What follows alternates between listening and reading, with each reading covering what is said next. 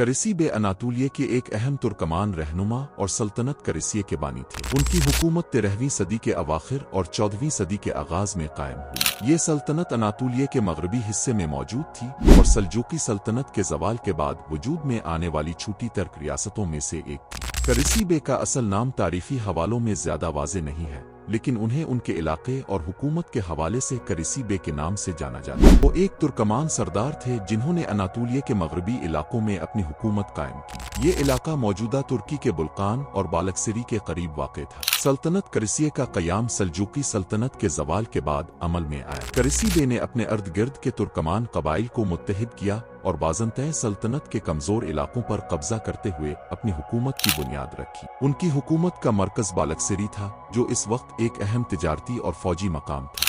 करिसी बे ने अपनी सल्तनत को मजबूत बनाने के लिए एक ताकतवर फौज और बहरी बेड़ा तश्कील दिया। उनकी बहरी ताकत अनातोलिया की बीलिक रियासतों में सबसे नुमायां थी और उन्होंने बुहेरा एजियन में कई अहम फतूहात हासिल की। उनकी बहरी ताकत ने बाज़ंतीनियों को भी परेशान किया और वो इस इलाके में एक अहम ताकत बनकर उभरे।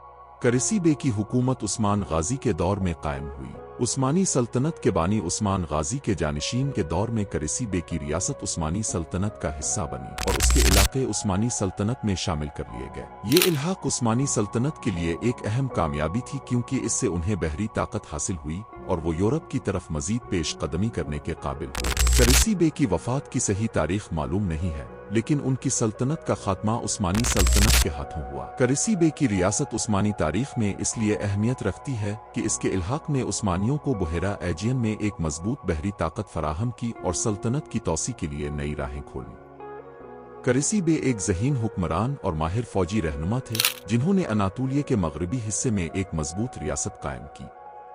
उनकी हुकूमत ने उस्मानी सल्तनत के क़याम और तौसी में अहम किरदार अदा किया और उनकी खिदमात तर्क तारीख में याद रखी जाती है।